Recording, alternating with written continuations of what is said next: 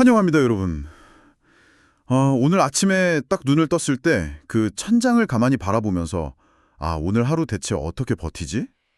진짜 한숨부터 나오죠. 네, 나는 왜 이렇게 매사에 의욕이 없을까?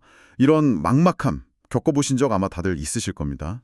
열정은 고사하고 당장 침대 밖으로 발을 내디딜 동기조차 희미해지는 약간 그런 날들이 누구에게나 있잖아요. 자, 이걸 오늘 하나씩 풀어보죠. 오늘 우리가 이 심층탐구에서 뜯어볼 흥미로운 주제가 바로 이 무기력함, 그리고 동기부여의 부재라는 아주 현실적인 고민입니다. 흔히 서점 가면 널려있는 자기계발서들 있잖아요. 거기 보면 막 가슴 뛰는 꿈을 가져라, 내면의 열정을 불태워라 이런 말들이 무슨 공식처럼 적혀 있거든요. 그렇죠. 무조건 열정을 가져라. 근데 정작 내 에너지가 바닥난 상태에서는 그런 말들이 되게 공허하게 들려요. 열정이 없어서 고민인데 열정을 가지라는 건 사실 네, 오히려 폭력적으로 느껴지기까지 하죠. 맞아요. 본질적인 해결책이 전혀 될 수 없으니까요. 그래서 오늘 저희가 준비한 자료들이 던지는 메시지가 상당히 파격적이면서도 엄청나게 유용합니다. 네, 오늘 파헤쳐볼 자료는 일본의 유명 크리에이터죠. 니시노 아키히로가 분석한 세대별 성공 공식부터 그리고 세계적인 심리학자 조던 피터슨 교수의 통찰도 있죠. 맞습니다. 피터슨 교수가 해석한 성경 속 아브라함 이야기, 또 우리 주변에서 흔히 볼 수 있는 비즈니스 사례들까지 쫙 엮어봤습니다. 아주 기대가 됩니다. 이번 시간의 미션은 명확합니다. 뻔한 열정 타령은 싹 걷어내고요. 현실 세계에서 성공과 동기부여가 진짜 어떻게 작동하는지 그 기계적인 원리를 아주 낱낱이 해부해보는 겁니다. 여기서 정말 흥미로운 점은요. 이 다양한 출처의 자료들이 완벽하게 하나의 공통된 패턴을 가리키고 있다는 거예요. 어떤 패턴이죠? 꿈이나 동기라는 건 처음에 짠 하고 나타나서 우리를 움직이게 만드는 출발점이 아니라는 겁니다. 철저하게 어떤 행동이 누적된 이후에 발생하는 결과물이라는 사실이죠. 열전이 먼저가 아니라 결과물이다. 네, 우리가 지금까지 상식이라고 믿어왔던 원인과 결과의 화살표 방향을 완전히 반대로 뒤집어버리는 통찰이거든요. 원인과 결과가 반대였다는 건 우리 삶의 타임라인을 새로 써야 한다는 의미이기도 하네요. 자료에 등장하는 그 니시노 아키로의 세대별 무기 개념을 보면 이 역전된 공식이 어떻게 전개되는지 아주 구체적으로 나옵니다. 네, 아주 재밌는 개념이죠. 20대 혹은 어떤 분야에 처음 진입하는 초년생이 져야 할 유일한 무기는 바로 양, 그러니까 퀀티티라고 정의를 하더라고요. 맞아요. 감정이나 기발한 아이디어의 영역이 아닙니다. 무조건 압도적인 물리적 양을 채워야 한다는 거죠. 그냥 수학이자 세상의 이치라고 열정적으로 설명하는 부분이 되게 인상 깊었어요. 여기서 단순히 무조건 많이 해라 이런 1차원적인 뜻이 아니라 양질 전화라는 철학적이고 과학적인 메커니즘을 이해하셔야 됩니다. 양질 전화요. 양이 변해서 질이 된다는 그 법칙 말씀하시는 거죠? 정확합니다. 충분한 양이 막 쌓여야만 비로소 질적인 도약이 일어난다는 거죠. 이걸 뇌과학 측면에서 보면 훨씬 명확해지거든요. 20대 시절에 무언가를 1000번, 10,000번 반복한다는 건 단순히 내 손이 빨라지는 과정이 아니에요. 그럼 어떤 의미가 있나요? 수많은 실패랑 시행착오를 겪으면서 수만 가지의 데이터베이스, 그리고 엣지 케이스들을 내 뇌에다가 촘촘하게 매핑하는 작업인 겁니다. 예외 상황들까지 전부 다 뇌의 지도로 그리는 거군요. 네, 이 지도가 완전히 완성되어야만 나중에 어떤 어려운 문제에 직면했을 때 직관적으로 지름길을 찾아낼 수 있거든요. 니시노는 바로 30대의 무기가 이 질이라고 말합니다. 이 논리대로라면 20대 시절에 진짜 무식할 정도로 압도적인 양을 소화해내지 않은 사람은 30대가 되어서도 결코 질이라는 무기를 손에 쥘 수 없겠네요. 절대 불가능하죠? 30대의 질은 철저히 20대의 양을 연료로 태워서 만든 결과물이니까요. 그렇다면 40대부터는 이 공식이 어떻게 확장됩니까? 30대까지 나만의 압도적인 질을 갖췄다면 그 이후에는 그냥 이 기술을 더 정밀하게 다듬는 것만으로는 좀 한계가 있을 것 같은데요. 아주 예리한 지적입니다. 40대의 무기는 바로 인맥, 네트워크로 넘어갑니다. 인맥이요? 네, 30대까지 아주 치열하게 쌓아 올려서 만들어낸 그 훌륭한 질적 결과물을 이제는 대체 누구에게 어디에 가져가서 팔 것인가 하는 무역과 확장의 문제로 진입하는 겁니다. 유통망을 뚫는 거군요. 그렇죠. 아무리 뛰어난 기술이나 물건이 있어도 그걸 알아봐주고 사줄 연결고리가 없으면 비즈니스 스케일업은 아예 불가능하거든요. 반대로 생각해보면 20대의 양, 30대의 질을 싹 건너뛴 사람이 40대의 명함만 뿌리고 다니면서 인맥만 좇는다면 팔 물건이 하나도 없는 빈 껍데기 상인이 되는 겁니다. 정말 위험한 거죠. 진짜 뼈아픈 조언이네요. 그럼 50대로 넘어가면 무게가 뭡니까? 아주 원초적으로 변합니다. 바로 건강입니다. 건강. 너무 현실적이네요. 앞서 쌓아온 양, 질, 인맥의 제국이 아무리 거대하고 화려해도 당장 내 허리가 아파서 침대에서 못 일어나면 그 거대한 시스템은 그날로 셧다운 되는 거거든요. 이건 진짜 부정할 수 없는 현실입니다. 근데 제가 자료 보면서 제일 재밌었던 건 60대 무기로 제시된 개념이었어요. 네, 그 부분 되게 흥미롭죠. 뛰어난 통찰력이나 거대한 자본력이 아니라 놀랍게도 애교, 즉 사람을 편안하게 해주는 둥글둥글함이라고 하더라고요. 맞아요. 보통 60대 하면 카리스마 넘치는 리더를 떠올리는데 정반대죠. 니시노 회사에서 가장 최근에 채용한 막내 직원이 무려 60대였다는 일화가 나오잖아요. 회사가 잘 돌아가게 만드는 윤활유 같은 애교, 그리고 포용력을 보고 뽑았다는 디테일이 참 인상 깊었습니다. 회사가 어느 정도 궤도에 오르고 시스템이 최적화되어 있을 때 거기서 발생하는 가장 큰 병목 현상은 기술적 결함이 아니거든요. 인간관계의 마찰이겠죠. 맞습니다. 그래서 이 둥글둥글함이야말로 거대 조직에 가장 절실히 필요한 무기가 되는 겁니다. 이렇게 20대부터 60대까지 들어보니까 정말 완벽한 빌드업이네요. 그런데 여기서 우리가 절대 놓치지 말아야 할 아주 중요한 핵심이 하나 있습니다. 이 세대론이 단순히 내 주민등록증에 적힌 물리적 나이만을 뜻하는 게 아니라는 거예요. 아, 나이와 무관하게 적용된다는 뜻인가요? 네, 내가 40대나 50대라도 어떤 완전히 낯선 분야로 이직을 하거나 새로운 비즈니스를 시작한다면 그 사람은 다시 20대의 양단계로 돌아가야 한다는 뜻입니다. 나는 나이가 40대니까 이제 무조건 인맥으로만 승부할래. 이건 안 통한다는 거군요. 안 통하죠. 그 새로운 분야에 한해서는 무조건 다시 압도적인 양을 갈아 넣어야 한다는 보편적 진리를 이 세대라는 은유로 아주 맛깔나게 풀어낸 겁니다. 나무를 심기 가장 좋은 때는 20년 전이었지만 두 번째로 좋은 때는 오늘이다. 이 자료 속 인용구가 확 와닿았네요. 당장 오늘 양을 채우기 시작해야겠습니다. 바로 그겁니다. 그렇다면 여기서 되게 근본적이고 현실적인 마찰이 하나 생기는데요. 일단 새로운 분야든 아니든 시작을 하려면 엄청난 양을 시도를 부어야 한다는 건 머리로는 완벽하게 이해가 갑니다. 네, 이성적으로는 다들 알죠. 하지만 당장 만사가 귀찮고 철저히 무기력한 상태에 빠져 있는 사람이 대체 무슨 에너지로 그 엄청난 양의 단계를 시작할 수 있습니까? 보통은 동기가 좀 생겨야 몸이 움직이는 게 인지상정 아닌가요? 그 질문이 바로 우리가 오늘 다루는 자료의 가장 핵심적인 모순을 딱 찌르고 있습니다. 자료에서는 이 딜레마를 설명하기 위해서 성공을 철저하게 가차, 즉 뽑기 이론으로 설명을 해요. 뽑기 기계요? 우리는 흔히 확고한 동기부여랑 활활 타오르는 열정이 먼저 존재하고 그 불꽃을 동력 삼아서 혹독한 시간을 견뎌내 성공에 이른다고 믿잖아요. 위인전 읽어보면 다들 그렇게 성공했다고 하니까요. 하지만 현실의 비즈니스 생태계나 인간 심리를 깊숙이 들여다보면 이게 완전히 다르게 작동합니다. 성공이 철저히 가차와 같다는 건 어떻게 보면 성공의 그 아름다운 낭만을 완전히 부숴버리는 느낌도 드는데요. 하지만 수많은 창업가들의 현실적인 사례를 보면 이 가차 이론이 왜 완벽하게 설득력이 있는지 알 수 있습니다. 그 카레라이스 집 사장님 이야기죠. 맞아요. 첫 번째, 두 번째, 심지어 네 번째 사업까지 진짜 참담하게 다 말아먹던 사람이 있어요. 근데 우연히 정말 어쩌다 보니까 다섯 번째로 카레라이스 집을 열었는데 이게 대박이 난 겁니다. 그러면 그분은 꼭 이렇게 말하죠. 내 인생의 천직은 카레였다.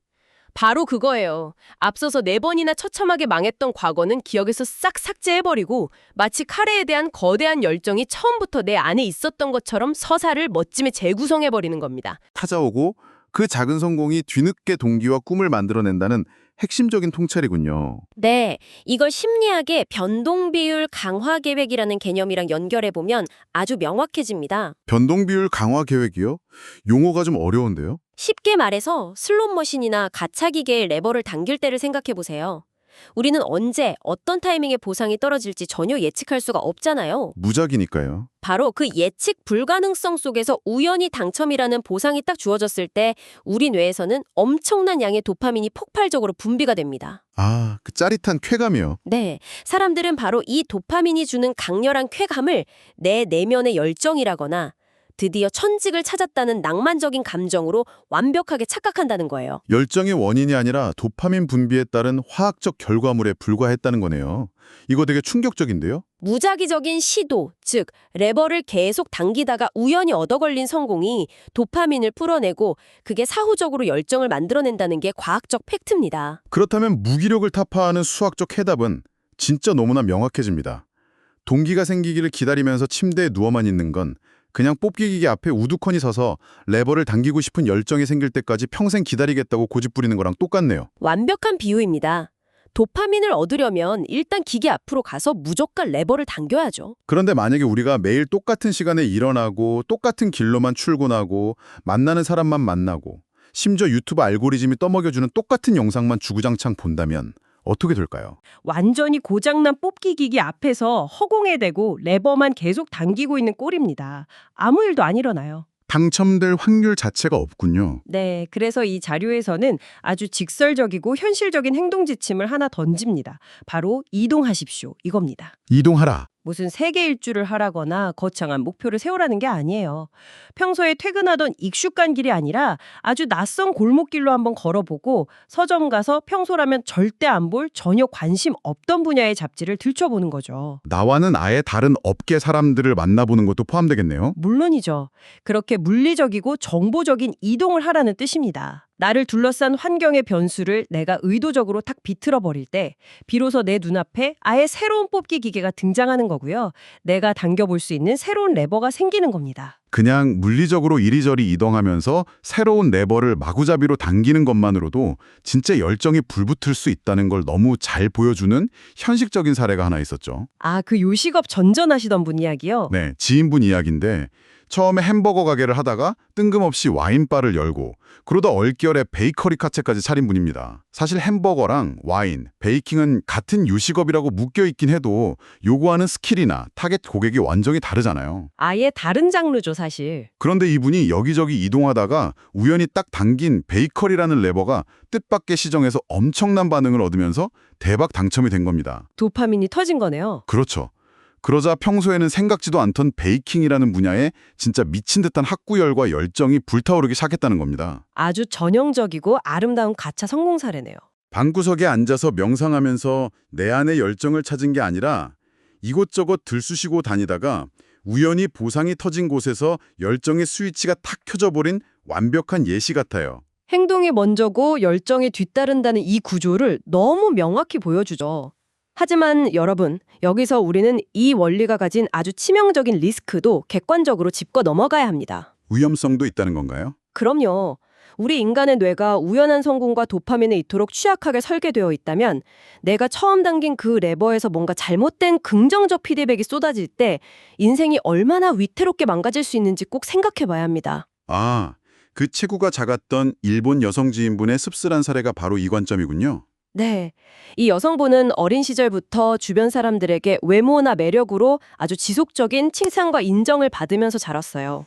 그러니까 그 여성분에게는 타인의 칭찬이라는 빠르고 쉬운 보상이 인생의 첫 번째 가차 당첨이었던 셈이네요. 정확합니다. 이것을 어긋난 보상체계라고 부를 수 있는데요. 이 여성은 자신의 내면을 가꾸거나 기술적인 어떤 양을 축적하는 힘들고 지루한 레버 대신에 그냥 즉각적인 보상이 나오는 레버만 당겼군요. 네, 외모와 자극적인 관계를 통해서 즉각적인 도파민을 얻는 아주 쉬운 레버만을 계속 당기도록 뇌가 학습되어 버린 겁니다. 타인의 관심이라는 게 되게 짜릿하긴 하지만 사실 너무 불안정한 보상이잖아요. 그렇죠.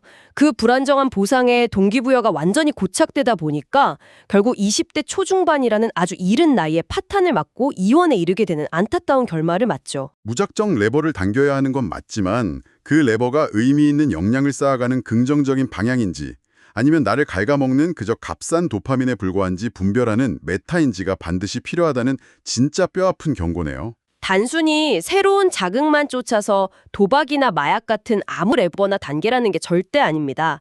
유의미한 마찰과 성장이 존재하는 환경으로 나를 이동시켜야 한다는 점을 잊으시면 안 됩니다. 자, 이 지점에서 오늘 논의의 차원이 한 단계 더 깊어집니다. 안전한 곳을 벗어나서 새로운 환경의 레버를 당기라는 이 지극히 현대적인 비즈니스 조언이요. 사실은 인류 역사상 가장 오래된 심리학적 원형 중 하나와 맞닿아 있더라고요. 성경에 등장하는 아브라함 이야기로 넘어가 보죠. 네, 아브라함은 편안한 고향에 가만히 머물면서 아버지가 하던 우상 제작 사업이나 물려받아서 아주 떵떵거리고 안전하게 살 수 있었습니다. 기득권이었죠. 그런데 신은 아브라함한테 구체적인 비즈니스 플랜이나 목적지도 전혀 알려주지 않은 채 다짜고짜 고향을 떠나라 이렇게 명령을 내립니다. 조던 피터슨 교수는 바로 그 지점에서 우리 인간 본성의 아주 깊은 층위를 분석해냅니다. 아브라함이 신의 명령에 따라서 그 편안한 고향을 떠났을 때 밖에서 그를 기다리고 있던 건 화려한 성공이나 대박이 아니었어요. 엄청난 고난이었죠. 네, 끔찍한 기근과 기아에 시달렸고 심지어 자기 아내를 뺏으려는 폭군을 마주하는 아주 극단적인 위험에 처합니다. 1차원적으로 딱 놓고 보면 고향을 떠난 건 최악의 결정 아닌가요? 그래서 피터슨 교수가 여기서 아주 묵직한 질문을 던집니다. 이것이 더 큰 그림과 어떻게 연결될까요? 과연 인간이라는 생물학적이고 심리적인 존재가 완벽하게 안전하고 아무 일도 일어나지 않는 상태를 궁극적으로 원하는가? 우리가 흔히 말하는 안정적인 직장, 안전하고 평탄한 삶, 이런 걸 최고로 치는 현대사회의 가치관과는 정면으로 충돌하는 도발적인 질문이네요. 뇌과학적으로 보면요. 무결점의 완벽한 안전은 곧 인지적인 나태와 위축을 의미합니다. 우리 인간의 신경계는 본질적으로 현실의 거친 혼돈과 씨름하고 맹렬히 투쟁하도록 설계되어 있어요.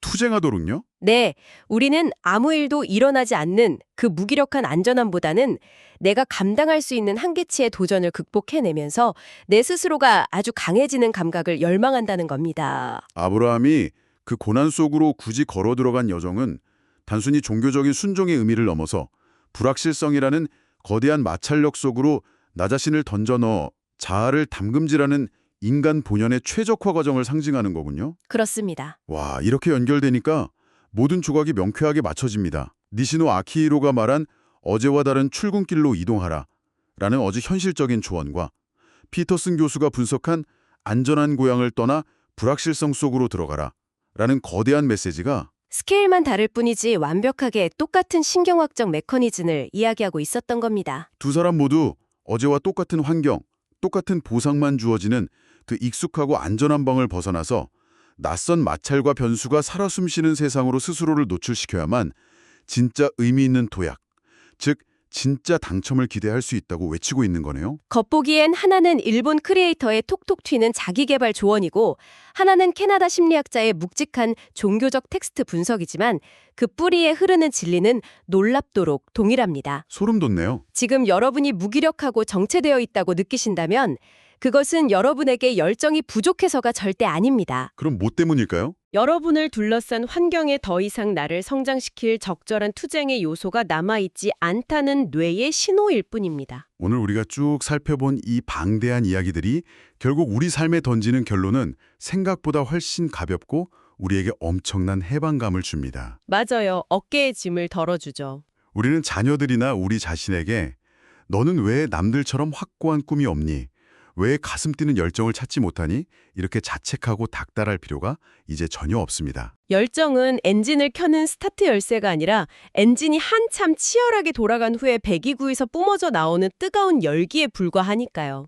그러니 큰 목표나 운명적인 꿈을 세우려고 방구석에서 끙끙댈 시간에 당장 오늘 내가 할 수 있는 아주 작은 이동에 집중하는 것이 훨씬 과학적이고 타당한 접근 방식이겠네요. 무기력함은 도덕적 실패나 게으름이 아닙니다. 그냥 최근에 당첨된 가차 레버가 없었을 뿐이죠. 그리고 이 닫힌 회로를 깨부수는 방법은 무슨 거대한 결단이 아니라 일상의 아주 작은 비틀림입니다. 작은 비틀림이요? 늘 가던 식당이 아닌 전혀 새로운 메뉴를 파는 곳에 문을 한번 열어보는 것? 평소라면 절대 클릭하지 않았을 낯선 주제의 칼럼이나 기사를 끝까지 읽어보는 것. 정말 사소하네요. 이 사소한 변수 하나를 내 일상에 투입하는 순간 여러분의 뇌는 이미 새로운 환경의 데이터를 수집하면서 다음 모험을 준비하게 되는 겁니다. 자, 오늘 심층 탐구를 슬슬 마무리하면서 여러분이 오늘 밤 침대에 누워 꼭 한번 스스로 곱씹어 보셨으면 하는 아주 도발적인 화두를 하나 던져드리고 싶습니다. 어떤 질문이죠? 만약 우리가 그토록 평생 갈망하는 인생의 열정이나 운명적인 꿈이라는 것이 단지 우연히 당긴 가차 레버에서 떨어진 도파민 보상에 내 뇌가 반응해서 사후적으로 지어낸 아주 낭만적인 착각에 불과하다면 어떨까요? 와, 이 정보가 우리에게 던지는 진짜 묵직한 질문이네요. 그렇다면 지금 우리가 굳게 믿고 있는 나의 정체성? 나의 가장 깊은 열망은 과연 온전한 나일 것일까요? 아니면 그저 내가 지금까지 살아오며 우연히 부딪히고 당겨왔던 수많은 환경적 변수들의 무작위적인 총합일 뿐일까요? 다음에 또다시 내 진짜 천직은 대체 무엇일까 고민하면서 깊은 무기력에 빠질 때 꼭 이 질문을 떠올려 보시기 바랍니다. 당신의 운명을 찾기 위해 방 안에서 내면만 파고드는 대신 당장 내일 아침엔 그저 한 번도 가보지 않은 낯선 골목길로 걸어가 보는 건 어떨까요? 지금 당신이 절실히 찾고 있는 그 거창한 인생의 목표가 사실은 내일 아침 출근길에 무심코 들른 낯선 카페의 문고리를 당기는 그 사소한 행동 뒤에 숨어 있을지도 모릅니다. 오늘 당신의 안전한 방을 벗어나 당신이 땡겨볼 수 있는 가장 작은 가차 레버는 무엇인가요? 그 끝에서 당신이 어떤 우연한 레버를 마주하게 될지는 아무도 모르는 일이니까요. 오늘 함께 나누어 본 이야기들이 여러분의 굳어진 일상에 작은 파열음을 내었기를 바랍니다. 다음 시간에도 저희는 흥미롭고 예리한 지식의 조각들을 모아 다시 찾아오겠습니다. 능동적으로 이동하는 하루 보내세요.